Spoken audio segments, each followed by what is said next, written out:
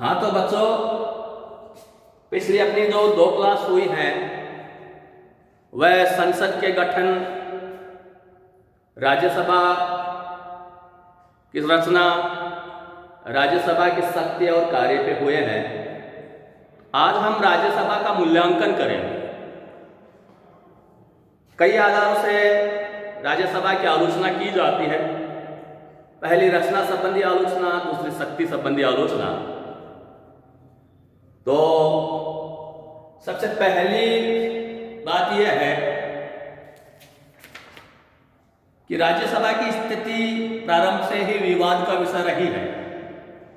यद्यपि संविधान सभा का एक बहुत बड़ा बहुमत राज्यसभा की स्थापना के पक्ष में था, लेकिन और दूसरी ओर सदस्यों के द्वारा द्वितीय सदन की उपयोगिता पर संदेह व्यक्त करते हुए एक सदनात्मक व्यवस्थापिका की स्थापना के प्रस्ताव भी लाए गए थे।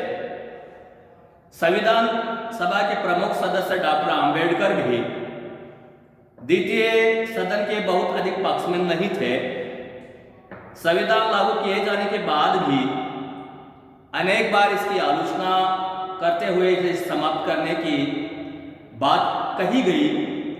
राज्यसभा के प्रति जो आलोचनाएं की गई हैं वो उनका दो रूपों में अध्ययन किया जा सकता है। पहली रचना संबंधी आलोचना। रचना की दृष्टि से राज्यसभा की बहुत अधिक आलोचना की जाती है। इस आलोचना के कई आधार हैं। सबसे पहले कहा जाता है कि संघात्मक व्यवस्था में द्वितीय सदन का गठन राज्यों की समानता के आधार पर किया जाना चाहिए, जैसे कि अमेरिकी सीनेट को का किया गया है। लेकिन भारत में राज्यसभा के गठन में अमेरिका की सीनेट या ऑस्ट्रेलिया संघ के द्वितीय सदन के समान संघात्मकता के सिद्धांतों का पालन नहीं किया गया है। राज्यसभा का गठन दलगत आधार पर होता है और राज्यसभा के सदस्यों द्वारा दलगत आधार पर ही कार्य किया जाता है। श्री गिरधारी लाल के शब्दों में यह राज्यसभा नहीं वरन राज्य विधानमंडलों के राजनीतिक दलों की एक सभा है। ऐसी स्थिति में राज्यसभा के गठन का विशेष उद्देश्य ही समाप्त हो जाता है। दूसरा है कि राज्यसभा के अधिकांश सदस्य अप्रत्यक्ष निर्वाचन के आधार पर अपना पद ग्रहण करते हैं और इस बात का बहुत अधिक डर रहता है कि किन्हीं व्यक्तियों द्वारा धन की शक्ति या भ्रष्ट आदमियों के द्वारा राज्यसभा का चुनाव जीत लिया जाएगा। व्यवहार में ऐसी कुछ घटनाएं प्रकाश में आई भी हैं। तीसरा है कि राज्यसभा के सदस्यों को राज्य विधानसभाओं द्वारा आनुपातिक प्रतिनिधित्व की पद्धति के आधार पर निर्वाचित किया जाता है। इस संबंध में दोष यह है कि भारतीय संघ कुछ राज्यों की विधानसभाओं में क्षेत्रीय दलों का पर्याप्त प्रतिनिधित्व प्राप्त है और आनुपातिक प्रतिनिधित्व की पद्धति के कारण क्षेत्रीय दल राज्य व्यवस्थाओं में भी प्रतिनिधित्व प्राप्त कर लेते हैं, जिसे राष्ट्रीय हित में नहीं कहा जा सकता। चतुर्थ, राज्यसभा के 12 सदस्यों के राज्यसभा में राष्ट्रपति के द्वारा 12 सदस्यों को मनोनीत किया जाता है। 12 जो सदस्य होते हैं इनकी जो नियुक्ति है यह नितांत प्रजातांत्रिक है। कार्यपालिका द्वारा अपनी इस शक्ति का कई बार दुरुपयोग किया गया है। पंचम, व्यवहार के अंतर्गत राज्यसभा का प्रयोग एक राजनीतिक शरण ग्रह के रूप में किया जाता है। राज्यसभा में प्राय ऐसे लोगों को स्थान दिया जाता है जो प्रत्येक चुनाव से दूर भागते हैं या उन्हें प्रत्यक्ष चुनाव में जनता द्वारा अस्वीकार कर दिया जाता है। इस प्रकार राजनीतिक दलों, विशेष रूप से सत्तारूढ़ पक्ष द्वारा अवकाश प्राप्त अयोग्य तथा विशेष रूपों के प्रतिनिधियों को इस सभा में स्थान देकर राज्यसभा को केवल राजनीतिक स्वार्थों की पूर्ति का साधन बना लिया जाता है। इसके बाद में इसकी शक्ति संबंधी आलोचना। संविधान के द्वारा राज्यसभा को जो अधिकार दिए हैं, उसके आधार पर इसे एक निरर्थक तथा अनुपयोगी सदन कहा जाता है। सही रूप में राज्यसभा की स्थिति यह है कि साधारण विधेयकों के संबंध में 6 महीने तथा वित्त विधेयकों के संबंध में 14 दिन की देरी लगा सकती है।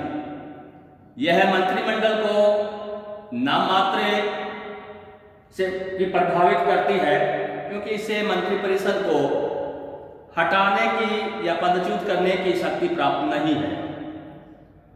द्वितीय, राज्यसभा को वित्तीय और अवित्तीय विधेयकों के संबंध में देर लगाने की जो शक्ति प्राप्त है वह हानिकारक सिद्ध हुई है। विशेष परिस्थितियों में बहुमत अधिक हानिकारक सिद्ध हो सकता है। तृतीय, आलोचकों के अनुसार लोकसभा की कार्यावधि और गठन इस प्रकार का है कि उसके द्वारा कानून निर्माण में न तो अनावश्यक जल्दबाजी को अपनाया जा सकता है, न ही निरंकुशता को। अतः लोकसभा पर थोड़ा या अधिक अंकुश रखने के लिए राज्यसभा का कोई औचित्य नहीं है। अब हम व्यवहार में लोकसभा और राज्यसभा के रिलेशन को देखें तो इस हिसाब से इसको समझें कि राज्यसभा के विरुद्ध एक अतार्किक तर्क यह है कि व्यवहार के अंतर्गत अनेक बार लोकसभा और राज्यसभा में आपसी विरोध की स्थिति उत्पन्न होती रही। मॉरिस जोन्स लिखते हैं कि संस्थाओं का स्वभाव होता है कि वे निष्ठाओं को जन्म देती हैं, और जब दो संस्थाओं की स्थिति प्राय समान होती है तो उनमें मतभेदों का उत्पन्न हो जाना स्वाभाविक है। सर्वप्रथम इस प्रकार की स्थिति 1953 में उत्पन्न हुई, जब राज्यसभा ने अपने सदस्य और विधि मंत्री श्री विश्वास को निर्देश दिया कि वे लोकसभा में उपस्थित न हों। द्वितीय घटना 1953 में घटी, जबकि राज्यसभा ने एक प्रस्ताव पारित कर मांग की कि राज्यसभा की अलग लोकलेखा समिति होनी चाहिए, या वर्तमान लोकलेखा समिति में राज्यसभा के भी 7 सदस्यों का प्रतिनिधित्व देकर इसे लोकसभा की लोकलेखा समिति के स्थान पर संसद की लोकलेखा समिति का रूप दिया जाना चाहिए। लोकसभा ने इस प्रस्ताव को अस्वीकार कर इसे असंवैधानिक बताया। अंत में नेहरू ने हस्तक्षेप कर इस व्यवस्था को अपनाया कि लोकलेखा समिति लोकसभा की ही समिति रहेगी, लेकिन इस समिति में सहयोग देने के लिए राज्यसभा के 7 सदस्यों को नामांकित करेगी। 1954 में जब लोकसभा के सदस्य एन सी मुखर्जी ने राज्यसभा को उत्तरदायी आचरण का दोषी बताया, और 1963 में श्री एच.वी. कामत ने राज्यसभा की तुलना ब्रिटिश लोकसभा से की, तब भी ऐसी ही परिस्थिति उत्पन्न हुई है। अब अगर ये देखा जाए कि जो राज्यसभा है इसके अगर इम्पोर्टेंस को, महत्व को देखा जाए तो निश्चित रूप से ये कहा जाता है कि राज्यसभा एक निरर्थक सदन नहीं है, अपितु इसकी भी कुछ महत्ता है। इस प्रकार की आलोचनाएं और कभी कभी राज्यसभा में पारस्परिक विरोध की घटनाओं के बावजूद राज्यसभा का अस्तित्व पर्याप्त उपयोगी और लाभदायक रहा है। यदि यह देवताओं का सदन नहीं बन पाई तो दूसरे ओर इसने अपने आप को दुष्टों और प्रतिक्रियावादियों का सदन भी नहीं बनने दिया। राज्यसभा का महत्व और औचित्य पूर्णतः स्पष्ट है। सबसे पहला यह है कि राज्यसभा को संविधान के संशोधन के विषय में लोकसभा के समान शक्ति प्राप्त है। दूसरा यह है कि राज्यसभा में से भी मंत्रियों की नियुक्तियां की जाती हैं। 1966 में जब श्रीमती गांधी प्रधानमंत्री पद पर नियुक्त हुई, उस समय वे राज्यसभा की ही सदस्य थी। 1996 में प्रधानमंत्री मनोनीत होने के बाद एच.डी. देवेगौड़ा राज्यसभा से ही सदस्य बने। अप्रैल 97 में इंद्र कुमार गुजराल का प्रधानमंत्री पद पर मनोनयन हुआ तो वे उस समय राज्यसभा के सदस्य थे। और मनमोहन सिंह दो बार जब हमारे प्रधानमंत्री रहे तब भी वे राज्यसभा के सदस्य के रूप में ही रहे। तृतीय, इस परंपरा से भी राज्यसभा के महत्व का आभास होता है कि केंद्रीय मंत्री प्राय राज्यसभा में उपस्थित रहते हैं और विचार विमर्श तथा वाद विवाद में भाग लेते हैं। इस प्रकार राज्यसभा सरकारी नीतियों तथा कार्यों पर प्रभाव डालने में समर्थ है और व्यवहार में अनेक बार इसने शासन की शक्तियों तथा कार्यों को प्रभावित किया है।